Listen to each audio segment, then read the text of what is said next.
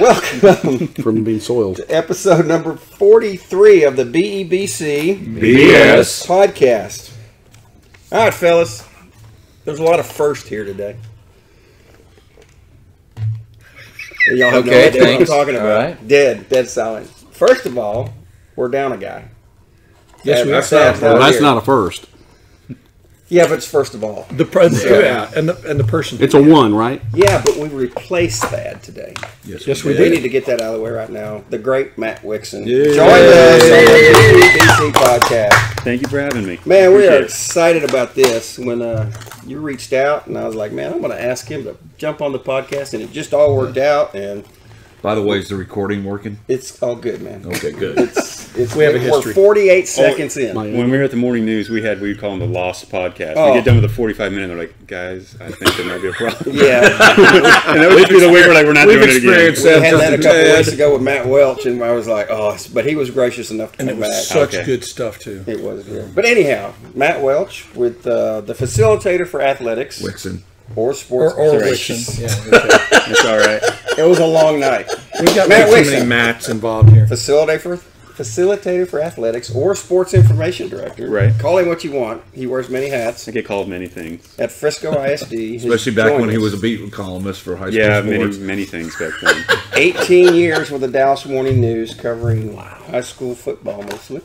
Loving it. Well, high school sports. Right, But right. certainly high school football. Big piece of it. We know him well. He Yes. kind of knows us, and he's brave enough to come out and sit with us. And We've got had a our lot to- fun with him over the years Yeah. on Twitter. Yeah, we're gonna get into a lot of things Allen related, and we also have Matt here because Matt has written a book, Art class. which is right here, called Fourth Down in Texas. And for those of you that are looking for a good read for a novel from a local guy, we've got one right here. Great So stocking stuffer. We're going to get Yes, into there we that. go. Yeah, It is we're a good going to get into stocking that stuffer. later. But you know what, guys? Let's talk about first. What else is there to talk about? I don't know, the It's the- basketball team. Heck They are 15-1, baby. Yes. Isn't that awesome?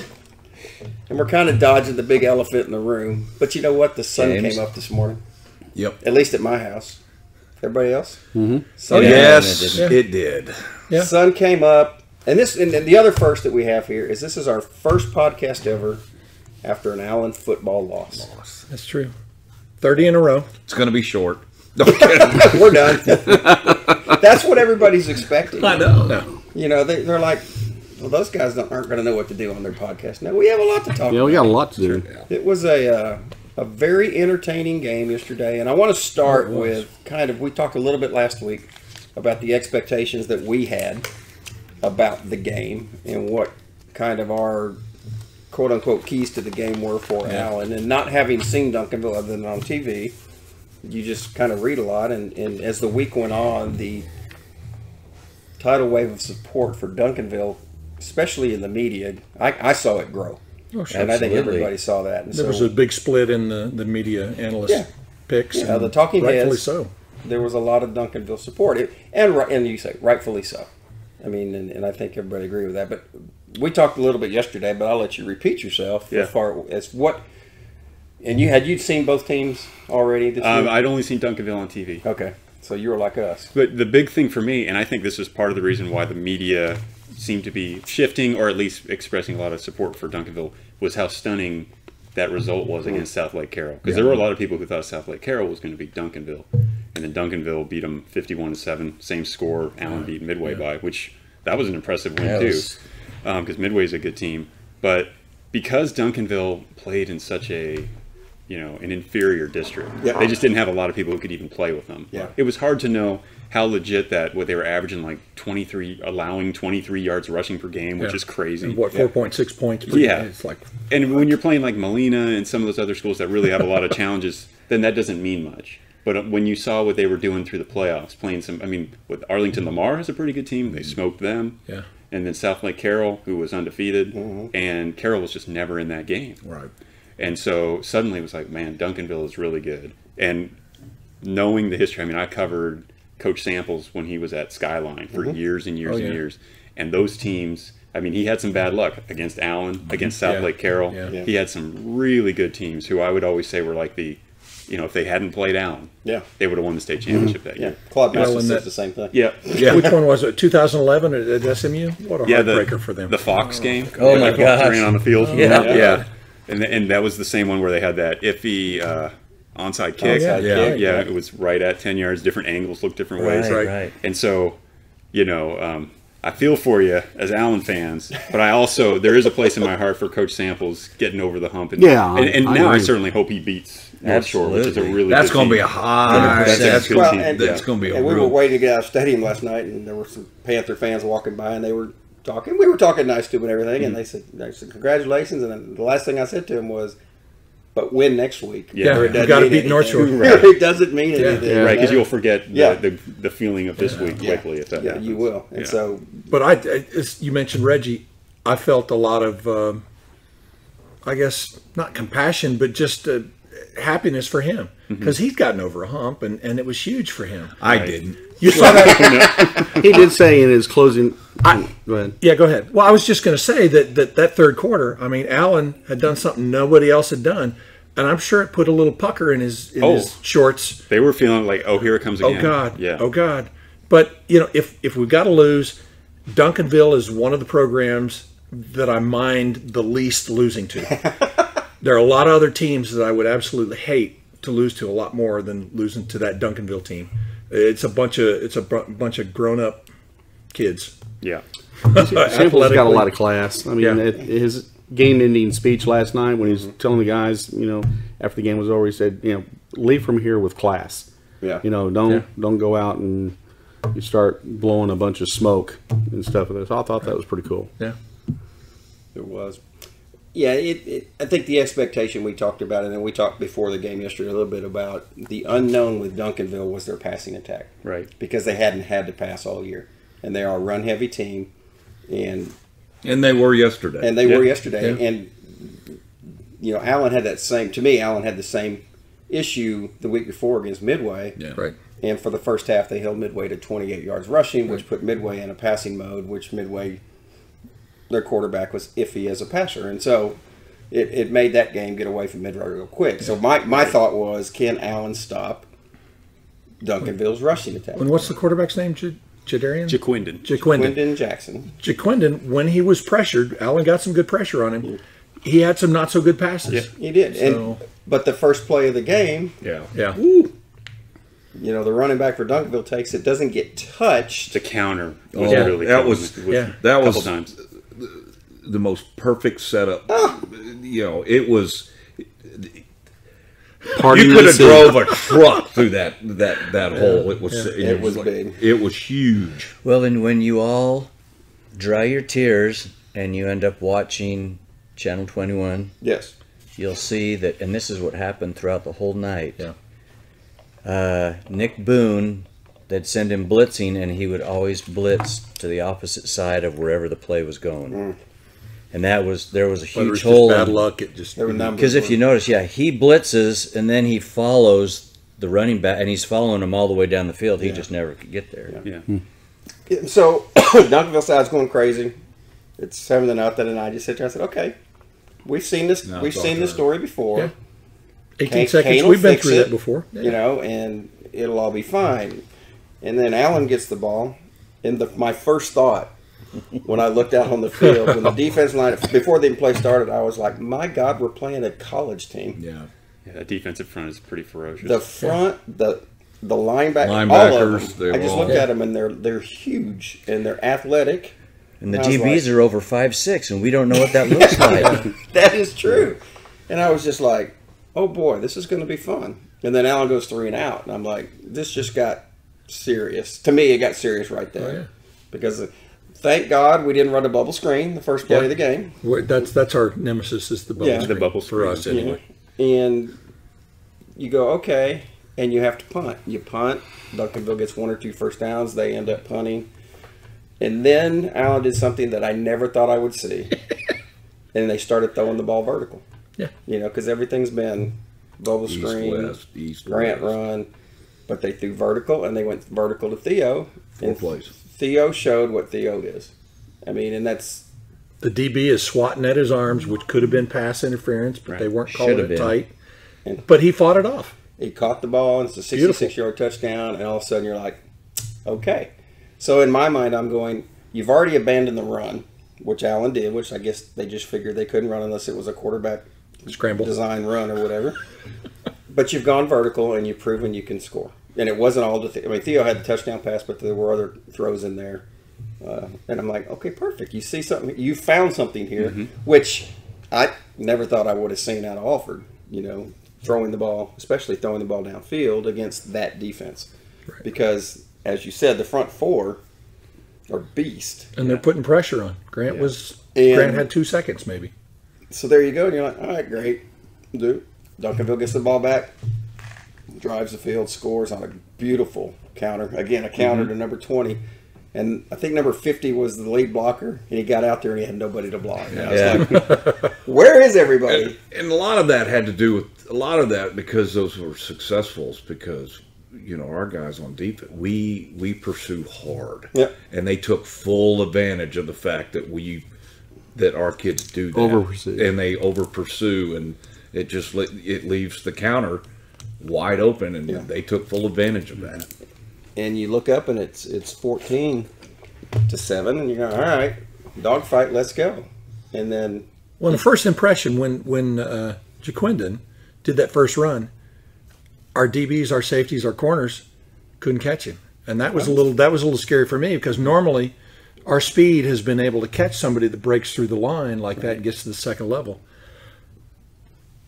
That was impressive. Oh, the big running back on the first play? Oh, yeah, number 9? Yeah. Well, both of them. Number 9 and Jaquindon. Tristan Smith. Because he is a thick running back, but he he still was is. able to run away Oh, my from him. gosh, man. Yeah. There was nobody. And Nobody could And catch what him. I thought, too, when he took off was Cornelius Williams going to catch it, because I watched Cornelius last week return that interception for a touchdown. I'm like, man, he's fast. You No. couldn't even get close Wasn't even to close. him. No. And I'm like, all right, they finally met somebody who is equal or better than them in certain areas on athletes. And it brought me back to the DeSoto days, where DeSoto had a ton of athletes. And the guy behind us was from DeSoto, and I'll tell you a story about that later. It's really funny. Yeah, I got in it was trouble. funny. But Guy in the orange? yeah, he Claude Mathis reference? no, it was See, we're just to get it out of the drawing way. Donovan Yeah. was hammering somebody on the ground. Yeah. Got away with it, and he said, that kid was, I said, yeah, he's from DeSoto. He goes, what? He goes, wait, I'm from DeSoto. I said, then you know what I mean. It was pretty funny. That's good. He didn't know what to say after that. But anyhow. So you've got a 14-7 game, and you're like, all right, Alan, you're going to respond. And they did. And then Grant and Theo, to me the best play, there were two, but the 12-yard touchdown pass to Theo, His just kind of a back shoulder throw. Both of them. It was a great pass. And Theo, manhandled it. he just muscled the guy out of the way. And I don't know if you noticed after that, Claude changed cornerbacks. He moved that guy on the other side. He flipped him. Was that number 1? That was Reggie. 22. Reggie. Yeah. Claude, man. See, I've got Claude in his head. I didn't even drink last night. Yeah, Reggie changed. He Boy, I did. Yeah. You mentioned that second touchdown, though. Yeah. I love that. I think I tweeted something out about this, too. Just in general, to show the level of execution at the high school level, especially in Texas, Yeah. that guys can execute a back shoulder fade. Yeah. I mean, we didn't even see that in the NFL until, I don't know how many years ago, but it was kind of a non-existent thing. Yep. And now they can do it beautifully. And if you do it to a guy like Weeze, it's undefendable. Well, yeah, Theo's he showed yesterday why he's one of the top, if not the top receiver in the country, just because of how he. I mean, golly, a lot of kids just can't do that. Watch it all the way in, Right. as well as fight off, the defender like he was having to all do. over him, And I mean, he's a man among boys, and he's going to go off and do some great things in college. There's no doubt about that. So He'll be fun to watch. But Yeah. it was. All right, then you're at too bad 14-14. Connor won't be there throwing to him. You're at 14-14. You say, okay, game on. Back and forth. This is going to be a high scoring game. I think we all just gave up and said, Well, I think all of us, our stress levels were already way up here by Yep. that time in the game as well too. We were like, But- oh my god! but I felt some comfort in the fact, from everything I've been hearing all week about this defense, that you wouldn't be able to score against them, and you'd already been exactly Right. And we And you're already- like, okay, We've already proven that wrong. we've already proven it wrong. We can hang with these guys. We need our defense to step up. Yeah. And then the second quarter rolls around, Oops. and all sorts of stuff just went south for the Eagles. You know, and it started on the kickoff after that touchdown. The guy returns it down to the 10-yard line, and then there's a penalty on top of horse collar, and it gets down to the 7, and your defense is 7 yards away. You know, and You kind of almost can't stop There were it. situations Juggernaut that like we put the defense in a bad light, basically, just because, and it wasn't their fault. It's just seriously, you're going to try and keep Duncanville out from 7 yards out right off the bat, that kind of thing. It's like, And the thing is, you have to make them drive the field. Yes. I mean, Duncanville Yes. can do it, Right. but for the most part, they scored on big plays. Right. And if you can jam up the runs, they're going to score on that counter. They're going to get you once in a while. But if you make them do it over and over, and like you were mentioning, against other teams, you can get fooled on that, and it's a 30-yard game. Yeah. Here, it's wherever they're at to the end zone. Yeah. Because you just can't catch up. Yeah. and we all screamed and hollered on that touchdown because in our minds Healy was being held so bad. oh, Wait until the you guy went around- wait till you see the replay. Yeah. Oh my heavens! Yeah, There's a it lot of just bad went non-calls. in. We are not fans of that officiating crew, and I've never been. And I think yesterday, to me, on both sides, I'll give it both sides. They had some rough Was that a moments. Dallas crew? I thought they said don't know. I don't know. I don't know. he's done a couple. the Longview They've game done a before. couple of our The games. Longview game was the before. Dallas crew. I thought they said that one. But I was thought too- they let him whatever. play a little too much. Yeah. And there was some time on both sides. It was just some of the situations was just blatant. Yeah. It's like really when your linebackker's you're trying looking to right at peel him. off the guy, and the guy's got a hold of him, and he can't. His back jersey's up. being pulled. He's right in front of you. It's a hold. I don't care who you are and what level. But anyhow, they didn't lose the game because of that one play. But that one play was quite obvious. Allen gets the ball. They end up punting again, and they pin Duncanville back on the 8-yard line. Yeah. And then Mr. Jackson says hello, Right. and it was like, here you Dang. go again. The Allen linebackers, again, I'm not calling them out, had a horrible day. Yeah, They they did. did not have a good They day. did not have a good game. They were so anxious to get in. Yeah. They always left the backside wide open. And there he went. And it was 92 yards later. You just watched him go, and you're like, oh, my gosh. And you're like, okay. Can you respond before the half to make it a 7-point game? And Allen starts driving. They drive, get down, go back to pass. Grant gets hit as he throws. It's intercepted. Picked off. Returned it, in Allen territory. And there's, 30 seconds left or whatever. And 32. Jackson made a great play. I mean, he's rolling to his left, which is for a right-handed thrower. It's a strong And side. that was his throw of the day. Yeah. That was the throw. That was And the his kid made a hard. It great was his catch best too to shot. get a foot in. Because Yeah.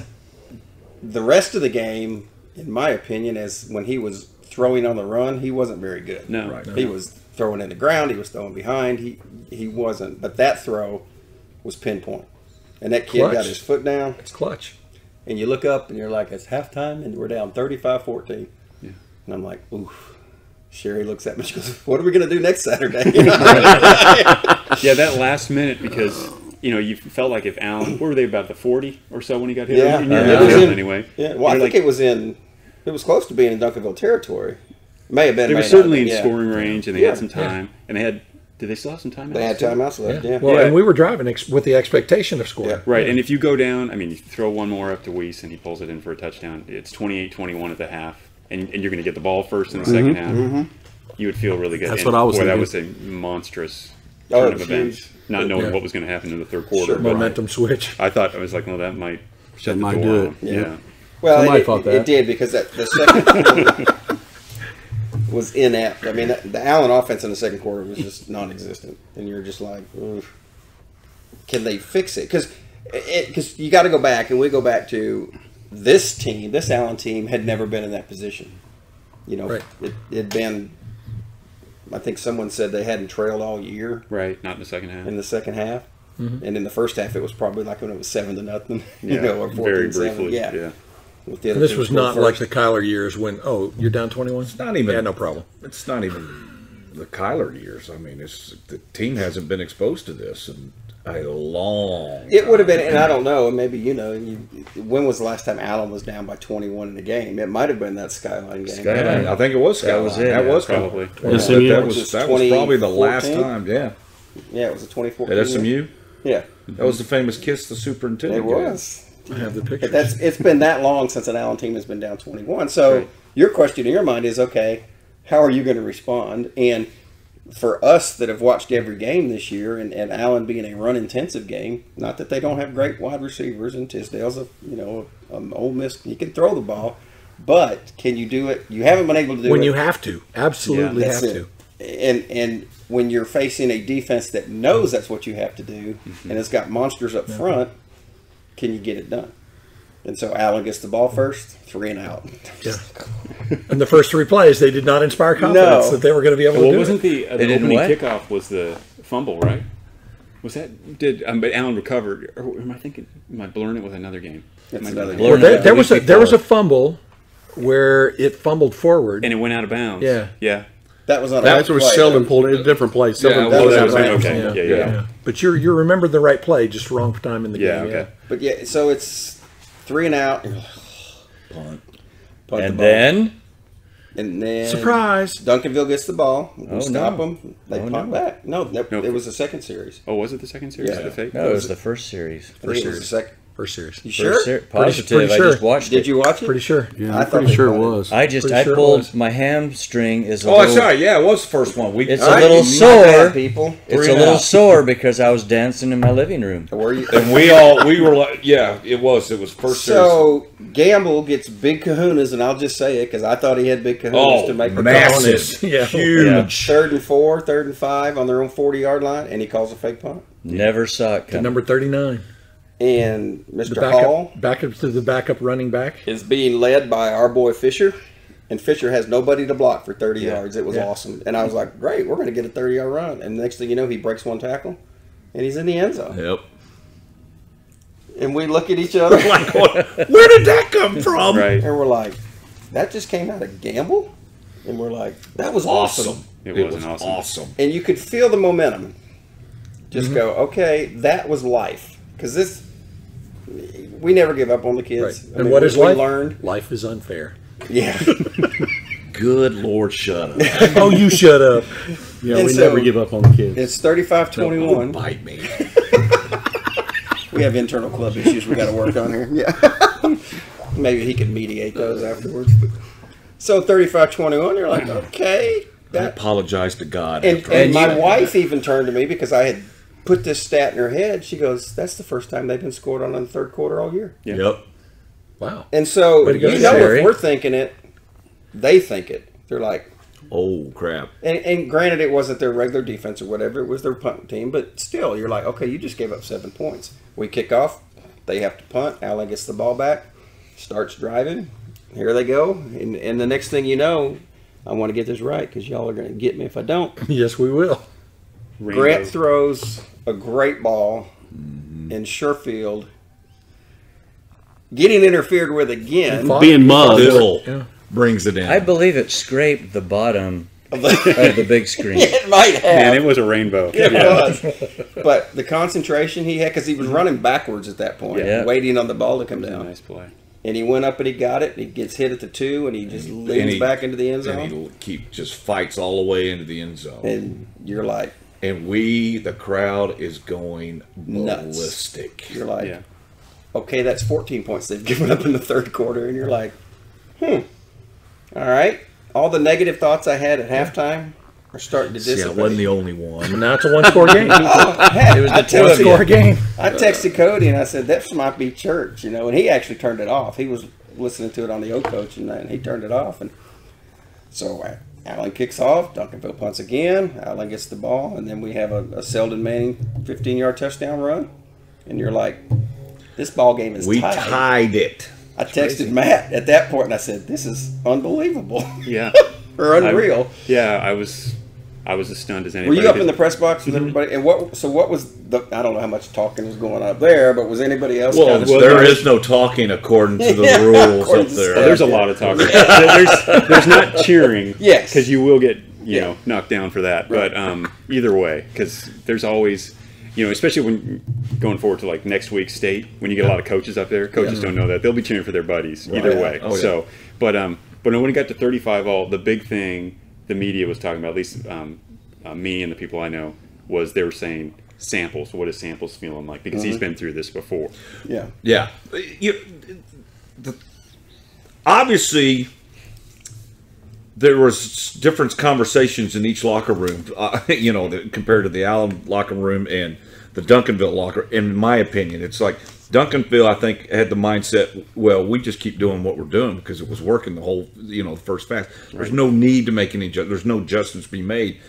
And what we were seeing, sitting there watching, that Duncanville was running these same plays every series, yet Allen's coaches made the adjustments and the kids made the adjustments, and they were seeing these plays develop, just by formations and they were there. I mean, we were stopping them for minimal gains, if not losses, and then they would get maybe 3 yards on a play, but they were 3 and out, and and they were still playing.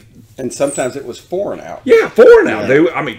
Well, how many fourth Twice, down, how many three fourth times downs they did went have for it? when they Three went times. for At it? least twice, if not 3 times. I know they held him on 4th down, and it was 4th and 2. It wasn't. It wasn't Right. 4th and 8. Well, Duncanville ended up with a lot of rushing yards because of those long runs. Yeah, but sure. in the second half, they had a couple of plays that were mildly successful, but essentially in the second half, they had one play that ran for big, and it was the winning touchdown. Yeah, the winning touchdown. And On it a was that counter. counter again. Yep. The counter again. And if you have they always talk about you want a defense that flies to the ball, and Allen does, Duncanville does too. Yeah.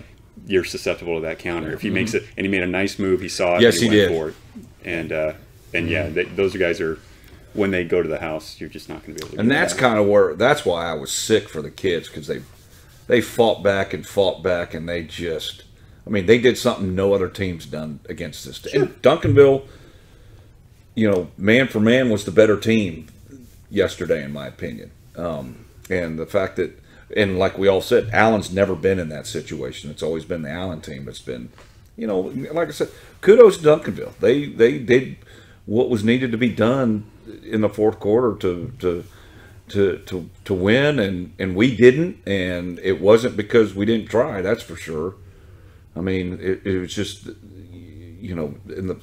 I know we were talking about third quarter, but in that fourth quarter, it was just back and forth. Who's going to blink first? Yeah, who's going to blink first? Exactly, and we blinked. Yep.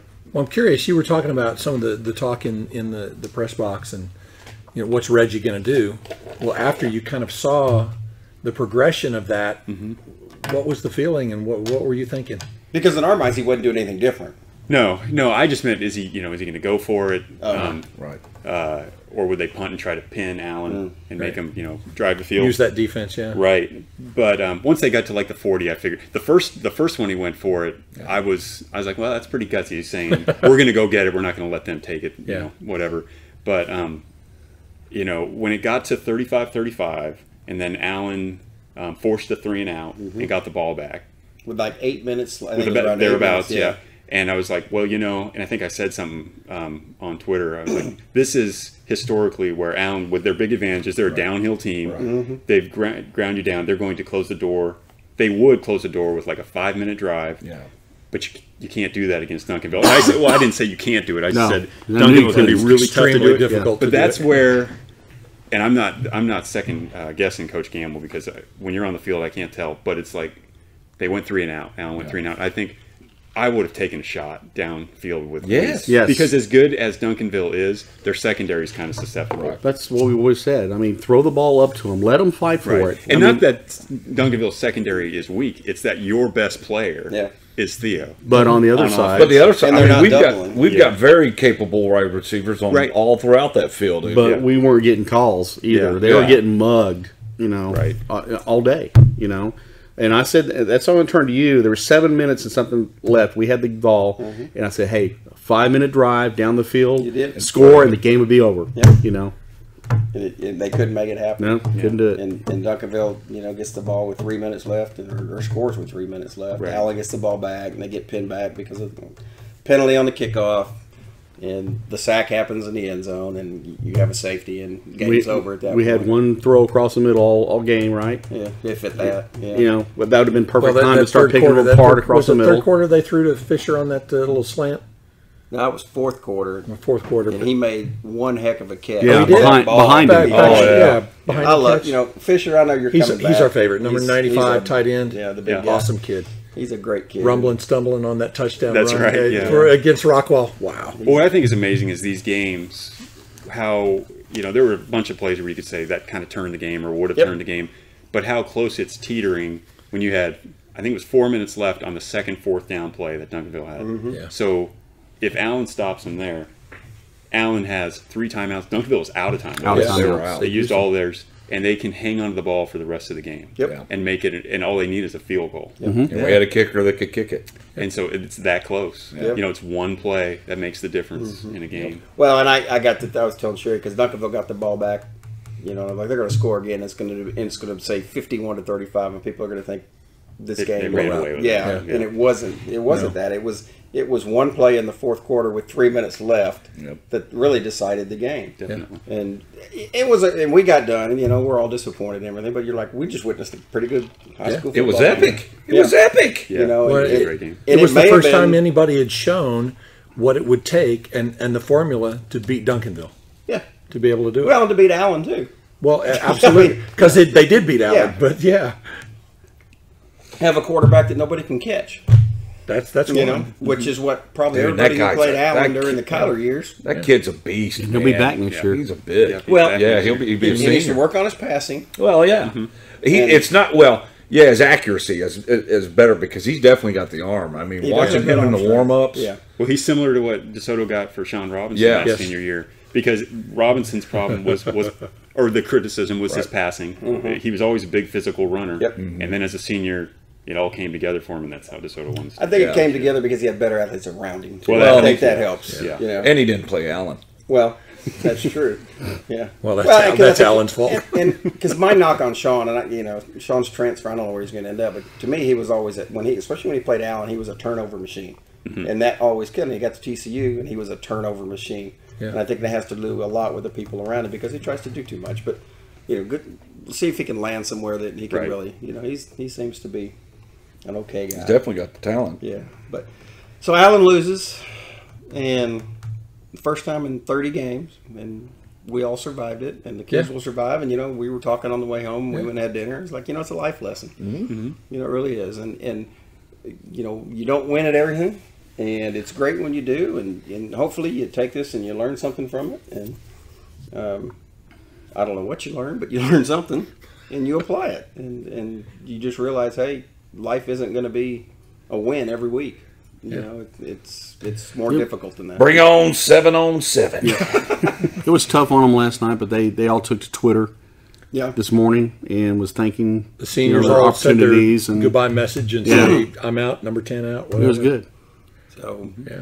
good game, which sets up the state final next week with North Shore and Duncanville, which should be, if nothing else, it should be entertaining. Should be a And I slugfest. can't wait to watch that on my comfortable recliner.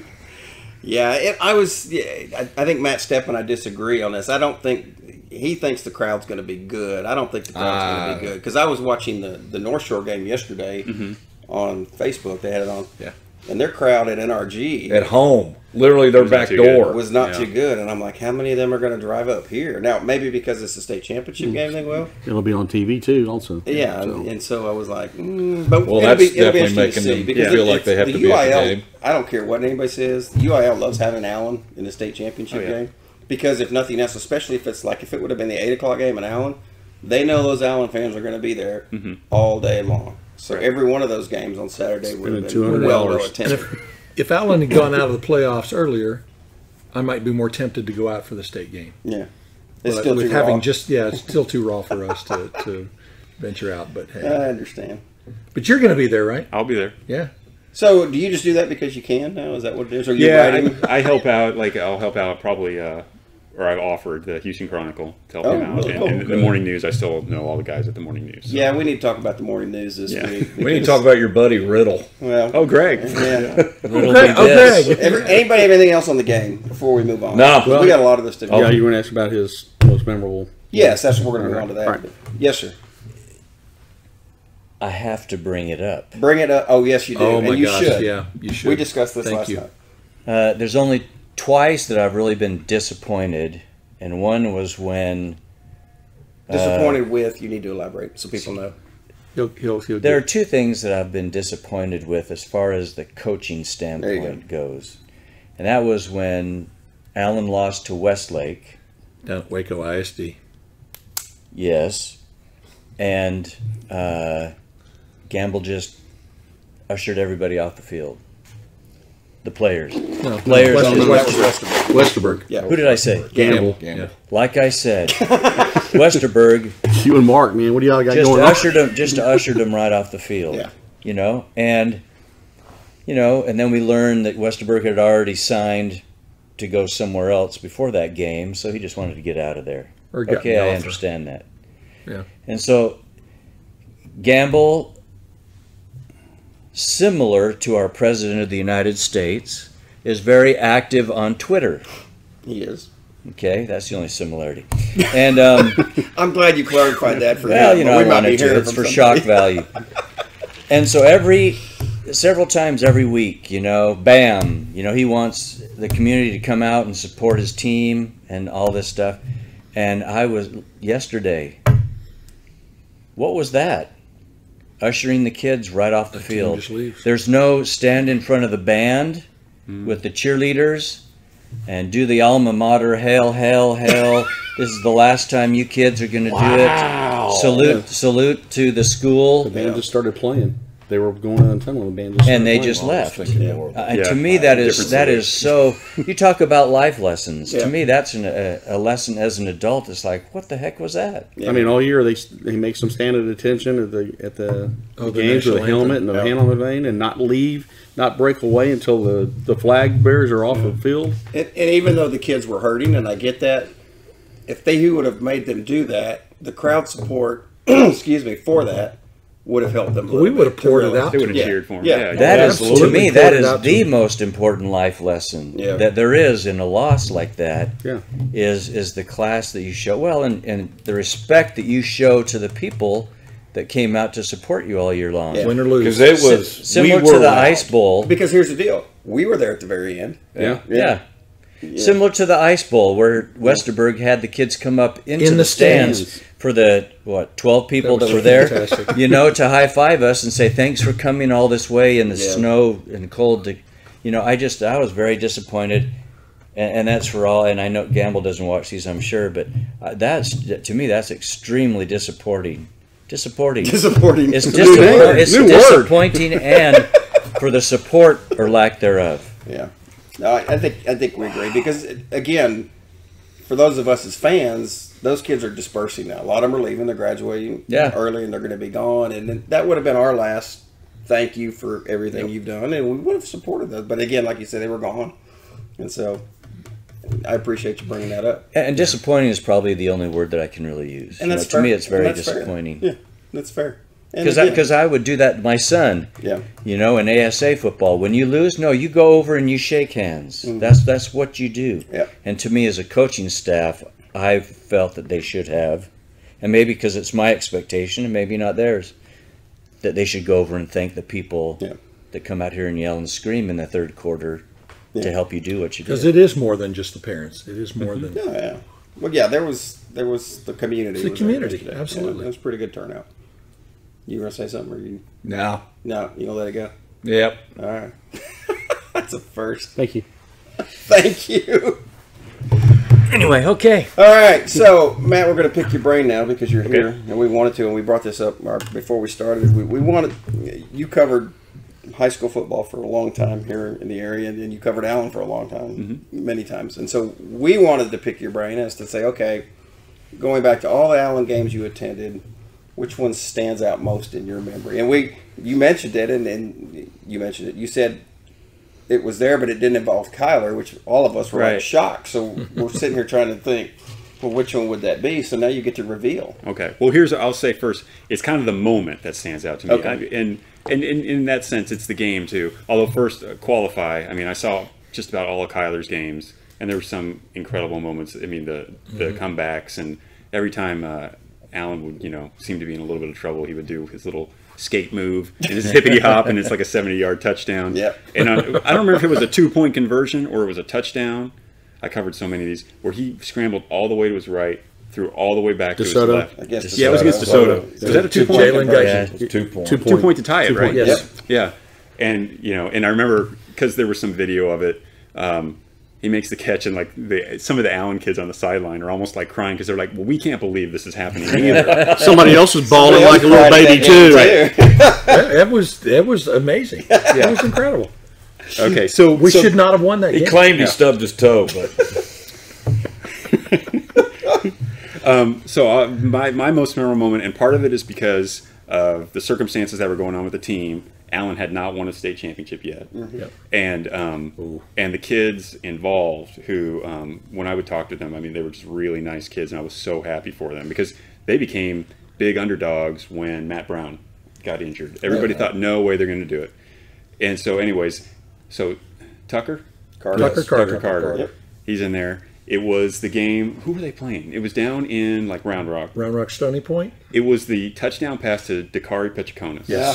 That's our favorite. Because that ball, I swear, it hung up there like you were watching. dude, the it was ball. into a 45-mile-an-hour wind. They just threw it up there. Yeah. And so you're talking about the backup quarterback, Yep. who turns out he was a pretty talented. Oh, yeah. He could have played anywhere else, and he played college ball. Yeah. But he comes in there and he's like, it's a fairy tale. He throws it up there, you're right, into a wind, and it happens to come down.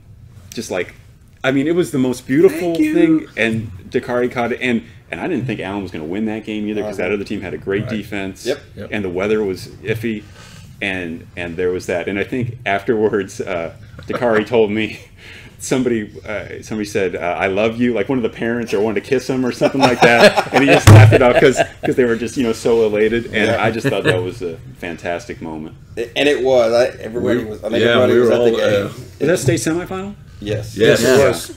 Yeah. Yes, it was. And That was when they got into the finals, and it was like so emotional for all the kids. Yeah. They're all on the field falling Because the down, semifinals praying. had been the stopping point several times with like Southwick, Carroll. 2003 to Carroll, 2006, yeah. Hello, South Lake. Yeah. And we know what happened in 2007, but yeah, 2008 was. Yeah, that was. I mean, the weather of that game, just the wind, and it was. There were punts that went negative yards in that game, And the flag runners, you score a touchdown and you're running with the wind. dude, and the that flag guy is out in had. front of you. Oh, It's so weird. That was fun. But yeah, that was, and that's interesting. That stands out to him as the moment because it kind of defined. It was a culmination of several weeks of, as you said, Matt Brown got hurt in a Coppell game, broke his collarbone, and they actually brought him in that game. Two plays. I do remember that. And Two plays. He got tackled once, and that was it for that. Done. Collarbones don't heal in 3 weeks. Did you know I got sideways with Coach Westerberg after that game? No. Did you really? Yeah, and Coach Westerberg and I are friendly now. So. Good. But, That's good. But Great. for there was Because he watches this. because the reason was, and I have all kinds of respect for Coach Westerberg, and I think we even may have laughed about it years later. But so what it is, We need to so know your theory on after how you made that happen. Matt Brown went out, got injured, and so Allen was rolling Capel, so it didn't really matter. Yeah. But then I'm like, I think he didn't go out to rest. I mean, I think he's hurt.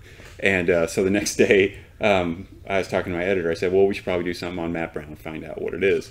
Well, and I know Coach Westerberg wasn't going to give up the injury stuff, but I also didn't have a cell phone for Coach Westerberg then. Now, this was 10 years ago. Sure. So I tried to reach him. I tried to reach him several times during that day, but it was hard to get him. There's no Twitter, none of those things. It's so much easier now. Well, I did have Matt Brown's cell phone number. okay. And, and so I called Matt, and I said, "Oh man, I'm sorry to see you go out." And he said, "Oh, I know. I got hurt." And I said, "Well, I was sorry to hear that." And I said, "Well, do you think are you gonna be able to play?" He says, "Well, I got to see a doctor." And I said, "Okay. Well, good luck with everything." He says, "Man, it just hurts. I can't raise my arm."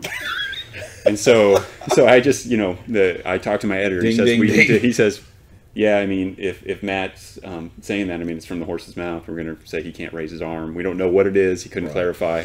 And so we ran it, and that became a big thing because then Coach Westerberg Woodward called and me. Bernstein, baby. We know very well about that. And Talk about somebody's butt pucker and Right. that because he said, well, we don't talk about injuries. I'm going to have to coach him up not to talk with you. I'm like, well, that's what you do. Yeah. That's fine. Because I should say before I got here, I mean, I covered basketball with Coach Ben Howland when he went to Pitt and UCLA. Yeah. And I had the same thing with him. He would say, I don't want you talking about these things. I'm like, well, I'm a reporter. If the kids are coming to me telling me that you're doing this, that was my job. Sure. And I understood his job, Yeah. and I respected him, but at the same time, I would tell him, this is what they're saying. We're going to report it. But so anyways, but that all being said, what the greatest thing to solve these problems or to smooth things over is to win the state championship.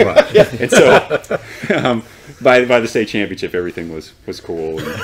And I bet he got a hold of you quicker than you got a hold of him. he did get a hold of that. Yeah, once that story ran. Well, because the other thing was, the morning news now, a lot of times they'll put stuff up digitally before it goes in the paper. Yep. Not those days. Yeah. It was, you do it. So the first time he saw it was when he grabbed his paper the next day. Matt Brown's probably, will he play this week? I can't raise my arm. I think he said something like, I think it's broken. I can't raise my arm. Something like that. Yeah. And that's all we could do. And there were quotation marks there?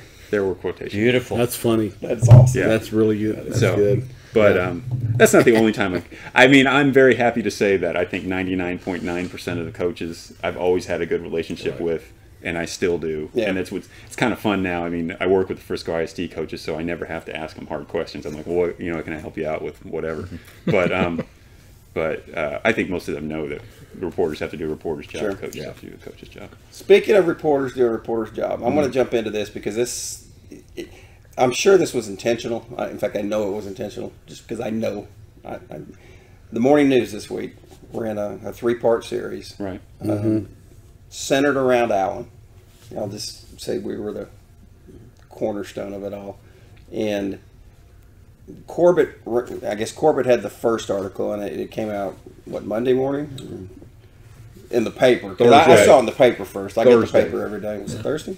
Thursday, Friday, Saturday, and the part 3 was Saturday.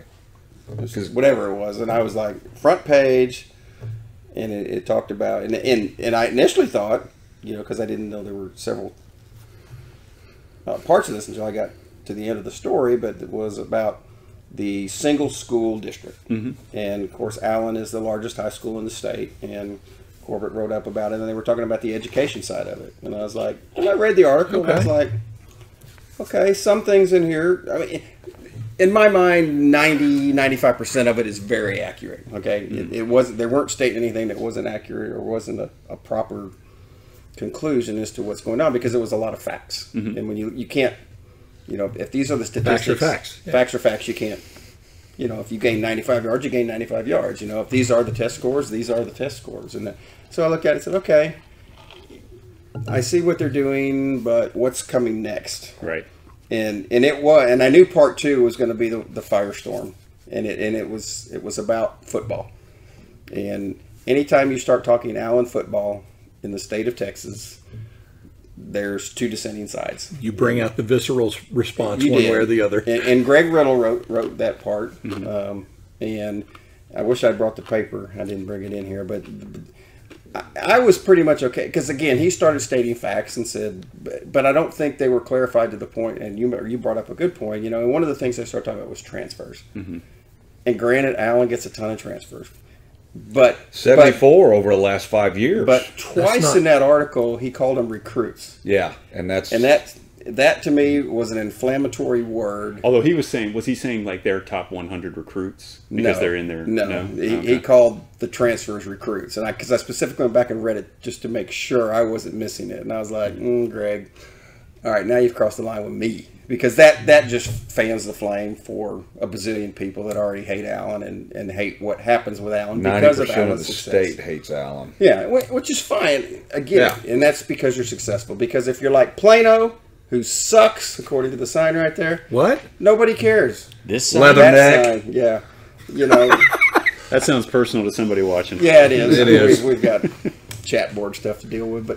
But and then the third part of that that Greg wrote was, was about Frisco, which I don't know if you had any part of or not. Yeah, we had the multi-school. Yeah. And was that the right approach to take? And there's pros and cons of all of it, but did you read all of that? Mm-hmm. And so what is your take on the whole kit caboodle? Well, I guess my question for you is, what point were they trying to make with the whole series? Well, what were they getting? okay, I'll start with number one, just because. And you know these guys. Yeah. Anytime there's a series or stories, people jump. Like when I would used to write stuff, they're like, "Well, Wixon wants to write this." Like if I write something about the crisis that was going on at DeSoto with Peterman and before that Claude Mathis and all that, they're like, "Well, you don't like DeSoto." I'm like, "No, I'm the reporter who's just happened to be The one selected to do that." And I was the lead football reporter then, and so a lot of times these subjects, then they get assigned to a reporter. So it's not like they picked it out and said, I want to do the one about Frisco. I want to do the one about Allen or the size or whatever. That being said, but I do know why they ran it right now, because Allen is absolutely at the forefront of everyone's consciousness right now. Because before yesterday they won 30 games in a row. Right. They are the preeminent 6A football program in the state, the one that everybody knows, and it's the one that everybody talks about. Right. And a lot of times it's about how great Allen is, how dominant it is, but a lot of times too it's, people want to know how big is Allen. They see the band, and they're like, well, how big is Allen? Well, the band is big no matter what. Right. Mm-hmm. But so they felt like this was the time to run it, I'm sure, because it was. In fact, they showed a lot of confidence in Allen in that. A lot of work went into that. There were a lot of they had to do a lot of FOIAs, Freedom of Information Acts, to get all that information, and they waited till the semifinals. Somebody must have said Allen won't lose to the semifinals at the earliest, and they waited till then. And so that's why they ran it. I didn't know it was going to be an Allen thing back, several months ago when they were talking with the Frisco people. I thought it was going to be about Frisco's future and model, and they can do whatever they want with. We just set up and get them the coaches to talk with and all that. To me, I think it's a story, but I think it's a story because you've got communities that are right by each other, Allen and Plano, with kind of a certain model, and then Frisco and McKinney and the others doing it a different way. But so there's kind of a good comparison there on success and things like that. But to me, it's always been, you have the choice to go where you want, right? And that's great, And the thing is too is both models have proven to be successful. Sure. Yeah. Allen, whether it was academics, athletics, or whatever, and now Frisco, they haven't had the same success in football, but there's a lot of success in other sports. And then Reedy made it to the. Yep. So you can do it either way. And the great thing is for families that are moving here, you basically choose what you want to do. You got a lot of options. You can choose what you want. Right. Yep. And so. And I do think it should be mentioned that in that story you talked about the transfers. Yeah, Allen's had a lot of transfers, but they pointed out all the high profile transfers that have been. Lancaster won a state championship with the transfer. Plano West won they even he had to sit out. Tyler Davis had to sit out a year. Transfer from Frisco, and so it happens. That's just going to happen. And the thing is, people talk about transfers, and personally, I have 3 sons, so I totally get why people want to move to a certain area for something. I have my oldest son is really into band. I don't want to go somewhere where they have a terrible band. Yeah. I want to go somewhere. My younger sons are big baseball players. I'm not going someplace, if I lived in parts of Richardson or Dallas where they don't even have barely a baseball program, I got to move because that's what my kid's interest is. Yep. And it's the same thing if it was a certain academic interest. Right. If they're not supporting it, you got to go somewhere else. Right. So parents move into these districts. You don't have to recruit anybody to Allen for football. No. You don't have to recruit anybody to. It does it on its own. Yeah. Right. And like these, Carroll's the same way. Yeah. They don't have to recruit anybody. People want to live there if they want to play in that program. Parents want their kids noticed. Baseball and basketball in Frisco. If you want to play football right now, they're moving into Lone Star's district. Yeah. Or their enrollment boundary. Probably Reedy too now. But did they mention cuts?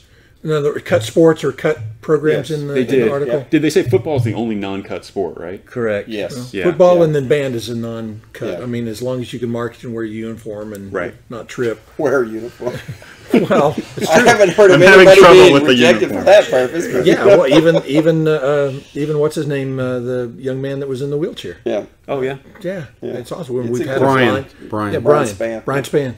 Yeah. We've had a blind gal who had a 2 years in a row we had blind kids, who had a that band was director cool. on her shoulder. Oh, that's cool. Who would tap that her was and cool. she would know what the steps were. That was fantastic. That's great. That was great so to cool. see. But so what I wonder is, other programs you see the Marcus and some of the top notch bands. Well, they've got to have cuts. So maybe they do performance band and then marching band for. I just wonder how you manage that. Well, I think that is true because I know in in Frisco, and it's not for every campus. I know, Sure. like Liberty, that's where my son goes. Their campus, I think they do have performance band, and they have a limited number for marching. Right. And I don't know if that's because of the way they design their formations or whatever their show. Sure. But yeah, because I think then there's some of the freshmen who maybe just aren't ready yet or whatever. Yeah. So they do that, and I don't know if how that differs from campus to campus, but yeah.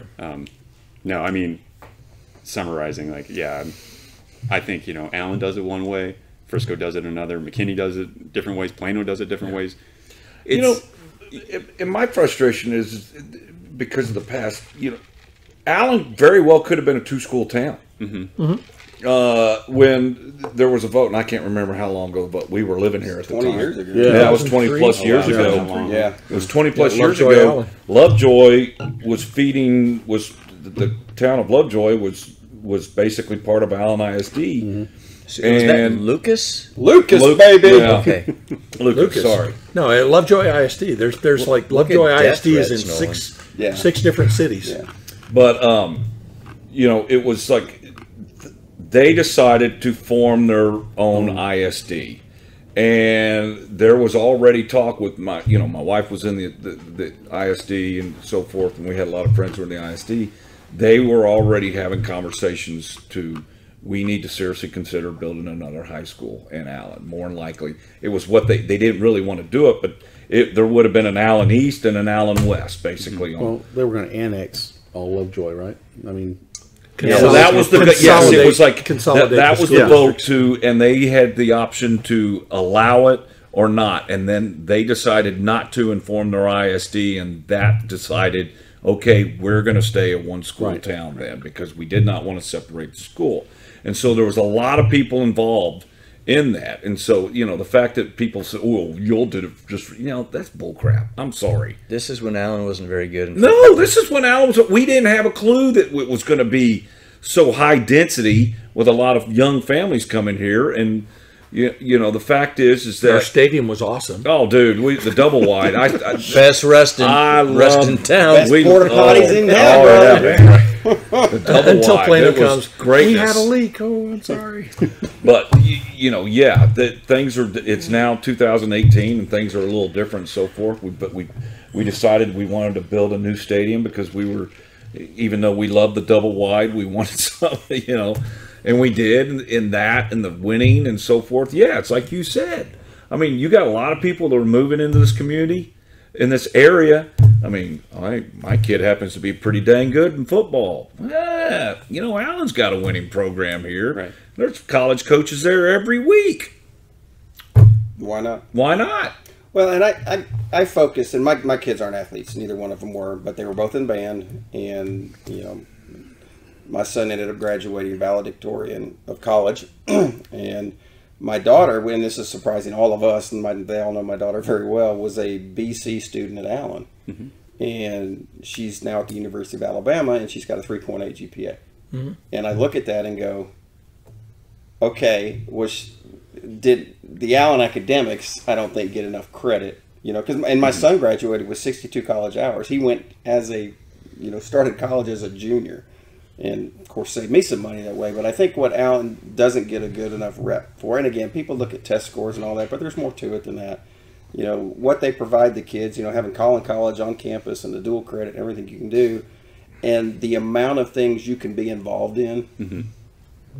Is all and the write-up mentioned that, but it's great. It's like being in college, and they provide everything you need to have your child be successful, no matter what they want to do. Right. And I think that I looked at that as a parent. It was like the opportunities, whatever my kids want to do, they can do right here. Mm-hmm. And if they don't have it, which heck, we got a bass fishing team. For God's sake, wow. Yeah. We got a national championship shooting team. Yeah, I mean, just this. Doesn't it have like a really good bowling team? Yeah. Yes. In fact, we laughed last week because they were bowling I said, we don't want to go to the game this week. We can go down to the bowling tournament. They had the tournament this weekend. Could you imagine the bells at the bowling? Yeah, strike! Yeah. But I just thought it was really throw off the opponent. Yeah, it was interesting. Yeah, exactly. We want to get into your book. We want to talk about that. I got one more thing I want to talk about. Okay. And I want to get your perspective on something that we talk about a lot, and we make fun of Plano, but the Plano football programs and what's gone on the last, I'll just say 6, 7, 10 years there has been, it's disappointing to us as district mates with those guys. We want them to compete. We want them to be competitive. We and want that competitive level. There's been a year where someone will step up, like Plano West with the so-so years, and East was better this year. But For a while. But Plano, and there seems to be, just an aura surrounding that district. Right. Or stench. Or stench, if you want to call it that. And I wanted to get your perspective as somebody who's covered Right. the Plano schools and the athletic departments on what's going on in Plano, and what is it going to take in your mind to have those 3 schools who have all enrollments over 5,000 kids Right. to be competitive. And again, all the other sports they're pretty competitive in. Right. Football seems to take a back seat, and I know some of it is demographics, Yes. but I'm going to open the floor to you. Well, yeah, to and see. I don't have a super satisfying answer for you that. Well, then we'll just move right. on. But I think you pointed out what All about your Until opinion. next week. Can we move to my book, please? Yeah. you can talk about coaching or all those kind of things. Oh, we love to talk about coaching. Yeah. We love those coaches. I think you pointed out, though, I think the number one thing for them is a demographic shift. Because we're experiencing it in Frisco for certain schools. Really? You'll notice, Liberty High School, and I don't want to get it exactly right, I think Liberty High School is about 40%, 45% Asian now. And while they're very successful academic, they're good athletes too in particular sports, but they are not, it's not in their culture to be football players. I mean, it's not ingrained. That's not something they grew up wanting to do. Right. And so, even though you're talking about big numbers enrollment, you got small participation as far as football. And that's what I heard is Plano West situation. Okay. Plano We West is noticed the most intensive. Because I was as stunned as anyone, in the first week of the season, I think Reedy beat Plano West like 57-3 or 7 or something like that. And I knew Reedy was going to be pretty good, but you're talking 5A against 6A. And I was like, well, West is in for a tough one. So demographics, but also maybe the private. So if you've got the Yep. money in Plano West and you've got a performing kid, maybe you want to take him to a high-performing private and school. it snowballs too. So if you are a kid in that zone who wants to play football, you're probably getting out of Plano West, or you're going to Prestonwood. Yep. They always have a good program. Academy, You can go right there. Plano is competitive, but it's kind of the same way. I think, they're hurt by, there's a lot of differences. I know Plano plays out a lot of lacrosse players, and there are people who are focusing on different things. Football is just not as much 10 years ago, if you didn't play football, people ask you, why aren't you playing football if you're a good athlete? You don't get that question asked anymore in a lot of areas. Maybe you do an out. It's still, one school town, success every single year. You grow up, that's what you're emulating. You want to be that. But, really none of the Plano schools have had that big, exciting season since Rex Burkhead left. Yeah. Right. In Thank Remember those Lord days, for that. God. Right. Yeah. And so if you're talking about the kids who are now 14, 15 who are coming into those programs, since they've been 5 or 6, they haven't seen a really good Plano team. Yeah.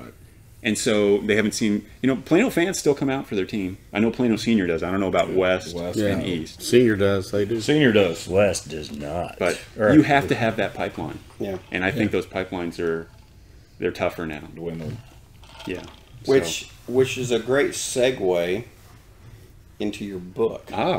Because I actually, Master. believe it or not, I read the back and I read the first chapter during the Highland Park game yesterday until I got busy. And because I'm really interested in it because I'd seen that you were writing it and that's been out there for a while. And I was like interested in knowing, okay, what is he writing about? Right. And I'm just going to turn it over to you. Again, it's called Fourth Down in Texas. You may not want to blow the mic. How long, or how did this, let's just talk about how did this all generate in your mind, germinate? Right. Germinate. Whatever. You know what I mean. It works. What made you decide to write a book? Okay, well, so number one, I wrote a book back in 2009 called The Great American Staycation, which is basically a contract where they came to, a literary agent came to me, because I did humor columns for the morning news as well, and they said, we think you would be the voice for this book. Okay. Will you do it? And I'm like, then they offered me money, and I'm like, okay, yeah, I'll do it. There we go. Wow, right. Funny how it works. It wasn't the greatest experience because it's not something that's really close to my heart. Right. But so I wrote it. But anyways, it was successful enough that so I have a literary agent, and then I wrote another novel. In fact, and it has not been published. It was something. My wife is a special education teacher, so I wrote about a Down syndrome kid and his best friend who was a great athlete growing up together. And it's still on a computer somewhere. Yeah. Because when I presented it, they said, you're a sports writer. If you're going to write a novel or something like this, you need to write from a platform that we can, which would have been good for me to know before I wrote that for 18 months. Yeah. Right. But it was still fun to do. But anyway, so they said, well, write something on high school football, and we think we can sell it. And so I did, and I was like, well, I don't want to write, we've had a lot of these, and there's nothing wrong with these, but, like talking to ex-players about what it was great experience, talking about how Texas high school football is so special. Mm-hmm.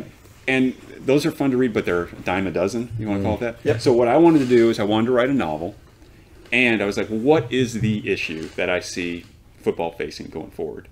And this, I wrote it over the last 3 years. Like I mentioned, I have 3 sons, so I would write for 3 months, and then, baseball season. I didn't do anything for 3 months. Sure. But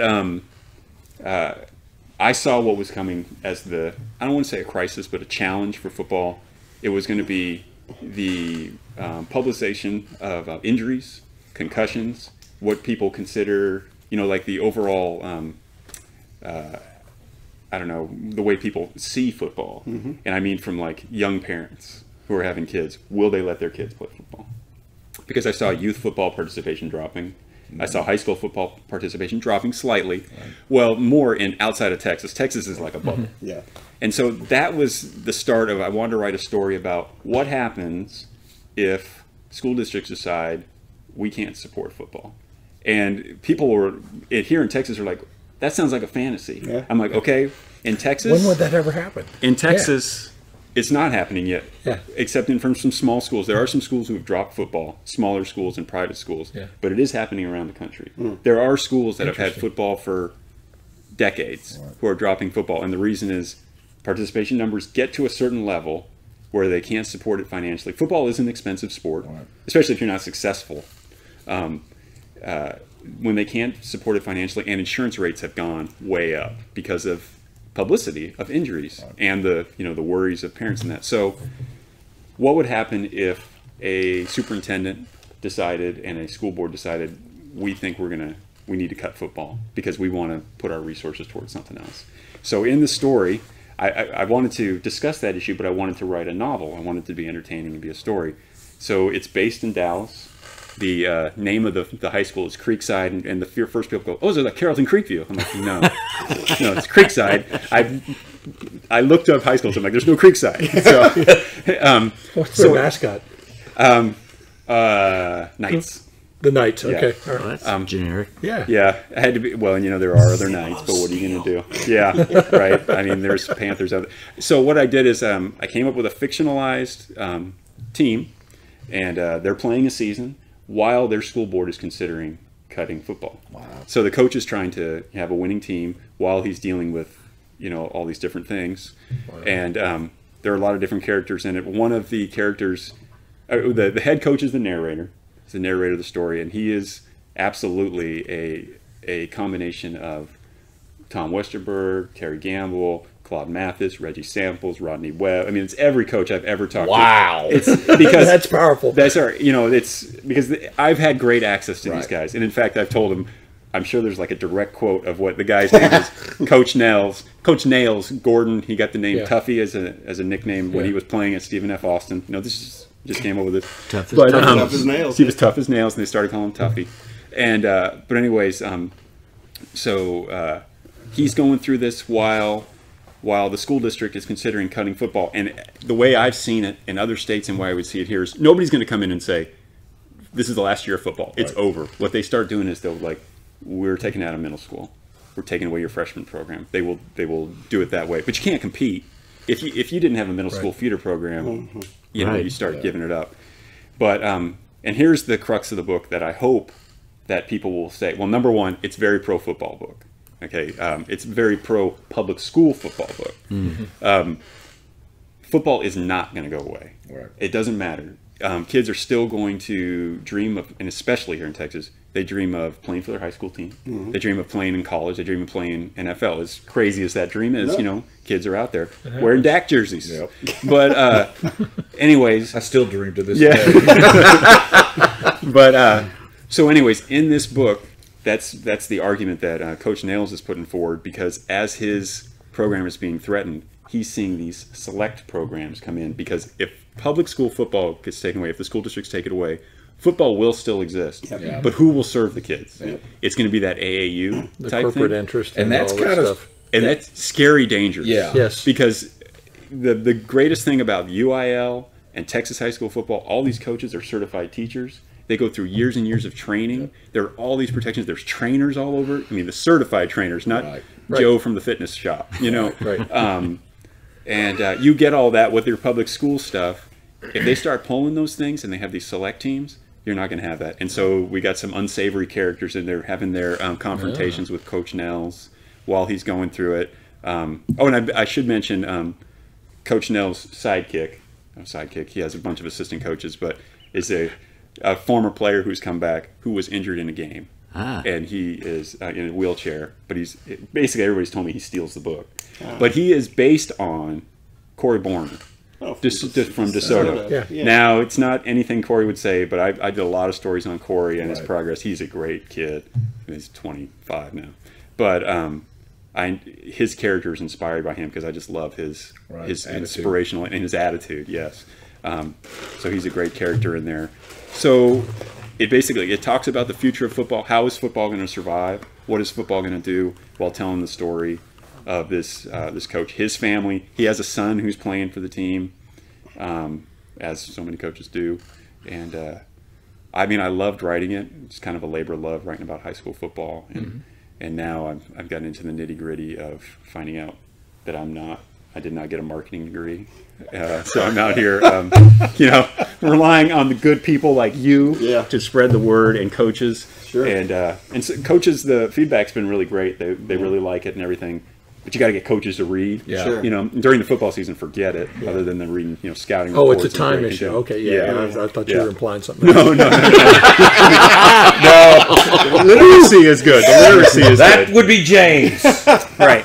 But At Big Daddy Dog. since we did one of these, we kind of have a soft launch of it since the start of football season. Yeah, right. But knowing at the same time that I'm not going to get coaches to read it during the football season, because they can barely get their head above water because they've got so much to do. Sure. So, but I've loved it. Right now, the publisher, What's down in Texas? he's selling them directly from the publisher's website, fourthdowntotexas.com, and then hopefully once you sell those, that initial stock, they're all signed and everything, then you can get it out there in widespread release, get it at Barnes & Noble. And Amazon.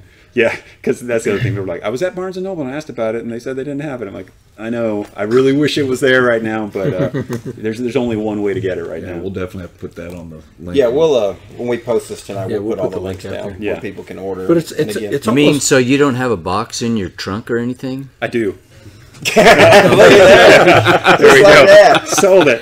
throw money at it. Oh yeah, that's what I do tell people. I'm like, if I don't have them with me, I can get them from the publisher. Yeah. I can't snap In a my heartbeat. fingers, but yeah, I can get them quick because he wants to Yeah. get them out there. Well, it's almost like the Dave Campbell's magazine. It was a fight in the viral communication of how can we get a copy? Where are they? Which bookstore has it? Which Right. Yeah. which newsstand has Yep. it? That type of thing. So have you gotten any discussions with any, I guess, smaller, The smaller bookstores. yeah, or even say the Kroger's and something like Right. that? Most of them are part of bigger groups, Got it. and you got to go through them, and they want to see it in wide distribution at all of their stores Sure, first yeah. before you can do smaller ones. We might do that where, like Barnes and Noble, it's pretty harsh. They want a big cut. Oh yeah. And so the publisher, the great thing too is that I wrote it, so it was my time is invested in it, but I didn't have to invest any money into it, which is really nice. But the publisher wants to make sure he gets back his setup costs Sure. and all that stuff. So he wants to sell it to diehards like you guys first before, Yeah. then we get it out there. Word of But- mouth. But Absolutely. I'm as proud of it as anything I did at the Morning News. Yep. I'm looking Well, forward to reading really our good 50 about it. viewers will probably get one. Come on, man. Well, we will. And I told Matt. Matt reached out to me this week and asked about tailgating and everything. Yeah. At the Cowboy Stadium. I said it's just so hard. Everybody wants to get in and get their seats. You gotta I said, get your seat, But yeah. how about come do a podcast with us and we'll get it out to everybody we know. As it relates to Allen and social media and everything, and we'll ask you guys as viewers of the podcast to do the same. And again, I started reading it yesterday, and I would have read more, but at the stadium it got a little. But an Allen game started. Yeah, I kind of had to a bit put it down and pay distracting, right? attention. But I'm looking forward to finishing it too, because high school football is all of our passion. I mean, that's kind of how this club formed, and that's what we do. Not that we don't do all Allen sports, but high school football is really something special. And so when you get to read a book from somebody who you kind of know and is local, and we want to support you any way we can, and we'll certainly do that. And looking forward to it. And I should we'll say- certainly give you feedback. Yeah, no, I appreciate that. When your And- description of it is Well, actually I'll very be honest. intriguing. I'll be honest. I started reading yesterday, and I looked at Nolan. I was reading the first page. I get down to the bottom of the first page. I said, "There's a cuss word in here." Yeah. Well, I should say that. It is not because I get distracted by. And It's I would coach read 'em. speak. Right. That's exactly what I was going to say. If you're gonna have a problem with that, then people shouldn't read it. But it's not. No, it's it is not not. full There's of not it. that much. No, there's but not. at the same time, I was like, if I wrote a book about It's reality. really about anything in the world, and it was completely clean. Yeah. Because It's I not do not realistic. have a potty mouth. Yeah. But at the same time, I'm not afraid to use these when I have to. Yeah. but, I was like, and Alan I had is to do it with mentioned my there. kids all the time. Alan is mentioned in the book. It is a fictionalized team, but I brought in there's actual schools that they play and things like that. I certainly didn't want to be DFW in Texas Stadium or Cowboy yeah, Stadium. AT&T. It opens at AT&T. Yeah. Well, I won't tell you that. Oh! But the team meets Allen in the playoffs. Allen is. I don't want to be like people are waiting. Where's the Allen part? Allen is mentioned in there. I think at some point we're talking about like Allen Stadium, about how football is so big here, and then talk about their team in the playoffs and how nobody can beat them. And another reason Until to get it. yesterday. Except for Duncanville. But no, I mean, I really hope that.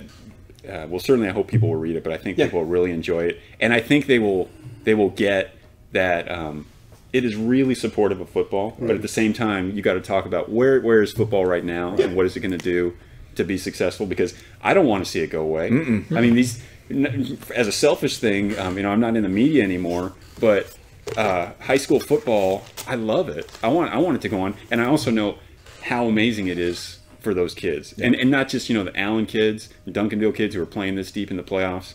It's incredible for those kids who even just make it one round in playoffs.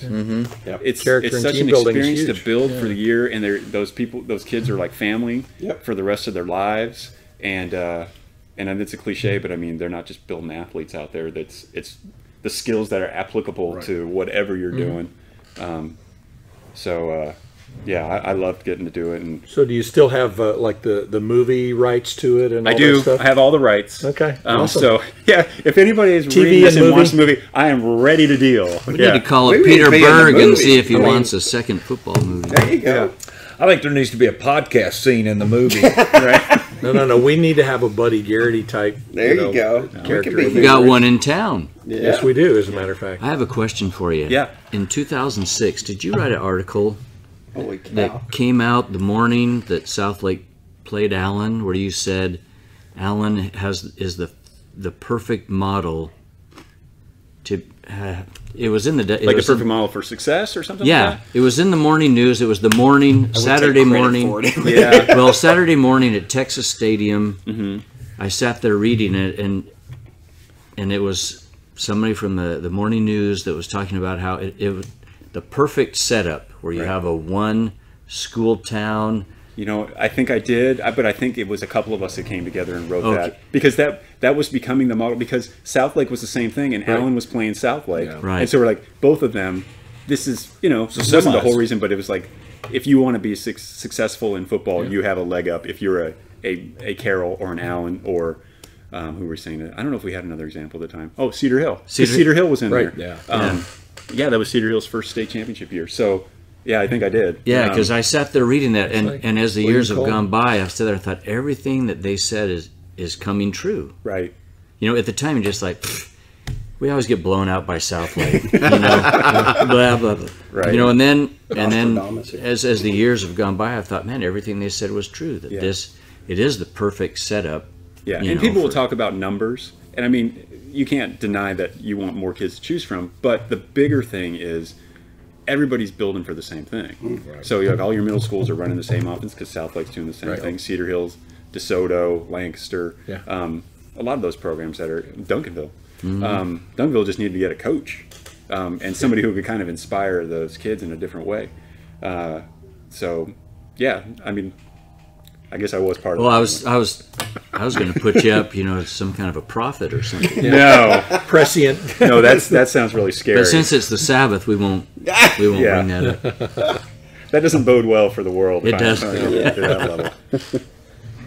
Well, again, we thank you for coming. Thank you for the book. Oh, thank you for having me out here. I really Dude. appreciate it. I love talking any kind of football. Yeah. And then we can throw in my book. I mean, it's like, it's So fourthdowntexas.com. Yep.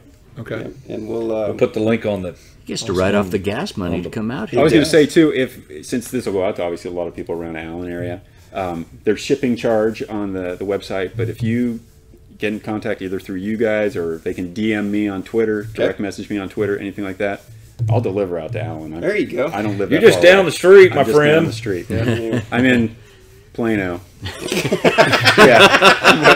Well, my kids we're in the Frisco school district, but I do live in Plano. I love Plano. Yeah. I mean, it's been a great place to raise my kids. Great city. So yeah, boy, if you're, I tell my kids this all the time too. You guys don't know how spoiled you are growing up with all the opportunities up here in North Texas, Collin County. Yeah. The facilities, the academics, the teaching, everything. Yep. Yeah. Then they're like, yeah, Dad, whatever. And they go back to play Fortnite. Yeah, exactly. Oh my gosh! He's got one of those. They'll figure it out. Yeah. They will figure it out. No, and all of us who are older understand exactly what you're saying. you Yeah. know, and I tell my kids that all the time. And we've had this discussion of, don't expect this when you graduate college. Right.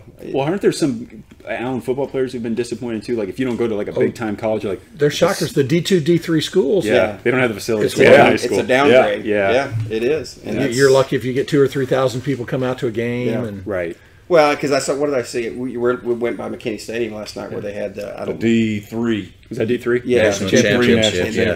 the attendance was 4,300 people. And again, you're like, well, yeah, but it's not local teams playing or whatever. But they had almost 30,000 out there last night for. Well, a few years ago, we had a bunch of kids that went to Oklahoma Baptist. And Mark and remember your that. daughter and I, we ended up going up to see a game at Southeast Oklahoma. And Oklahoma Baptist played in was it Durant or? Durant, yeah. Yeah. And wow, that was, It's eye opening. Yeah. it was eye-opening. Yep. It's Good way to very- put That's why these experiences, if you can give them to kids now, Yeah. you want to be able to give it to them because they may it's not have them. it again. Right. Yeah, and you say for the majority of those kids, like yesterday, those Allen seniors, that was it. Yeah. They're done. Oh yeah. They're done from Not a going to play football the next level. perspective. Yeah, there is no other next level for them. And- This is their college experience, Yeah. basically. It is is. what That's life. and I as think you know it. Allen tries to do that as much as possible. The fanfare and I mean the crowd was great yesterday in the game, and Yeah. I mean it was loud. Nobody wants to lose the last No. game, but if you get to play in a game like that, Yes. where it was something you're going to remember for the rest of your life. That game was, even though we lost, that game is what I can't say anything. It was an epic game You'll to be a remember. part of. Yeah, you remember. Well, We'll that's that. remember it. Well, and here's the deal. For us, we remember the losses because there's been. There's 4, quite 5, a few 6 of them. in the last. I mean, a Yeah, fewer of you number remember of them. those, and you remember plays, and just you were talking about the 2-point conversion. We all knew what that was, and you started talking about it. We're like, yeah, we know that, Right. But that's the kind of stuff that for us when we sit around and we talk. Remember this, remember that. You know, it's for us as fans, and again, we don't have kids playing. Yeah. It's really cool to be part of it, and that's what I told Sherry this morning. I said, you know what, you talk about being spoiled. I said we are spoiled. We know we're spoiled. Yeah. But I don't care. Happy I love to be it. spoiled. You know what? Right. I'm happy to be spoiled, and I'm happy to give back We moved here for a reason. Yeah. Back when we did to the high And school, and we give to the kids, and Yep. because they provide entertainment for us. Oh my gosh. You know, and the Duncanville Anything we kids. can do to help not only the kids but the school and the teachers. You remember Yeah, some of those teachers. special times. Was it 2005? The Texas Stadium Trinity versus Southlake. 2006. 6. 2006 second round. Was Yep. it? Second round. I ended up getting in early to the game, and so I ended up seeing the whole game. And we didn't know inside the stadium how much gridlock and just that there were thousands upon thousands of people that couldn't get into the game. Right. And It sat there for 2 and 3 hours trying to get out. Yeah. But there are those epic events that happen that are just fantastic. One of the things I was interested in, based on what you've described for the book, is how is the health of six-man football? Because you see as things kind of propagate out, with the bigger school districts and 1A, 2A, 3A. Right. Is it still somewhat vibrant? I think it's some of still the small vibrant, town? and I think there's a lot of schools that are kind of opting for that. If they're on the cusp, it gives more to their kids. It's cheaper, Yeah. And if you can go down to the smaller amount, you get more opportunities to your kids, and like injuries. If that's the problem. If you've got 20 kids on your team, it's hard to push to 11 man. And because you can only do so much in football, you need some breaks. Yeah. So I think it's still viable. I love watching six man. Is it pretty fantastic? Yeah. You recommend it? Well, it's been a while since I've seen a game, but early in my career when I would cover like some of the small schools, it's arena football. It's fast and furious. Yeah. It's up and down. 78 same guy to throws the pass and he 47. makes the interception. And You don't really say that. Boy, that team's got a great Wednesday at 11 o'clock on Fox Sports Southwest, the six-man. Wednesday at title 11 games. o'clock. I may take the morning off They're- and go see Yeah, it. I They're saw fun to that. watch. In fact, there's a big whole-page ad. And I love that they get to play at Yeah. AT&T too. Yeah. They cut the field down. It's Yeah. wow. They Yeah. really It looks really like Do they really? Is it 80 yards? Oh my gosh, I had no You idea. rope it off. I had It's no just idea. wild. Yeah. Yeah. I'm going. Otherwise, you just run wide every time. Oh my God. You'll never get me. 11 a.m. Six-man Division 2, and Yeah. at 2 o'clock, six-man Division 1. Okay, before you I'm go, taking Wednesday off. before we wrap this up, I know you got to get to a kid deal. Let's do real quick. Duncanville or North Shore? No, him, not us. Oh, okay, I'm going to take Duncanville. Okay, Longview or Westbrook? Longview. Aren't they impressive? They are. Really. Even That's, Tascosa was impressive too to be able to Yeah. hang in that game. yep. Highland Park or Shadow Creek? Highland What's Park. up with Shadow That's Creek? a brand new school. Isn't it their first year? I think it might be their first. Like it's Katie Tompkins. Yeah. San Antonio area. Yeah. Highland Park looked really 15 good. and Didn't they? Yeah, they do. But I'm Highland Park is my Allen to everybody else. Right. I'm so tired of Highland Park. But that's just me. And then Aledo or Fort Bend Marshall. Aledo. Yeah, think so. They won 63-7 last week. so. I was surprised how many games in the semifinals were blowouts. Yeah, There were a lot of them. I know. Well, that's what the Usher lady was saying. She was not happy with that. Waiting Well, for geez, yeah. Friday's games at AT&T, those were both back-to-back blowouts. blowouts. Yeah, that's what she was saying. Surprising. Well, sir, we appreciate Thank you. you coming out. Thank you. Well, thank you for your having me. friendship, Appreciate it. and we'll have you back. Absolutely. Are you a basketball guy at all? Yeah. I mean, because we got two pretty good little basketball teams over at Allen right now, and we don't know how they're doing it in Allen. I mean, we kid the coaches. The coaches came out and did a podcast with us last year, and after they won the championship, Right. and we just looked at them and go, "How in the heck did you do it?" Because Allen does not have your 7-footers. No. In a school of 6,700 kids, We can't get a dang. Oh! I just knocked the webcam down. 7-footer to move Boom! in somehow. Oh, hang on, that was bad. Hang on. Let's reboot here. Oh my gosh. You're going to have to edit that. Yeah. I might just Actually, it leave it That was in. kinda That's fun. Ladies and gentlemen, that was just the end. We of had the an video. earthquake. Yeah. Earthquake and Lucas. Sorry about that, guy. My hands got wild there. Earthquake. Yeah, we Where don't was seem that? to get the 7-foot Yeah. And monster. so, when We you're had talking one forwards- close, but he was homeschooled. Yeah.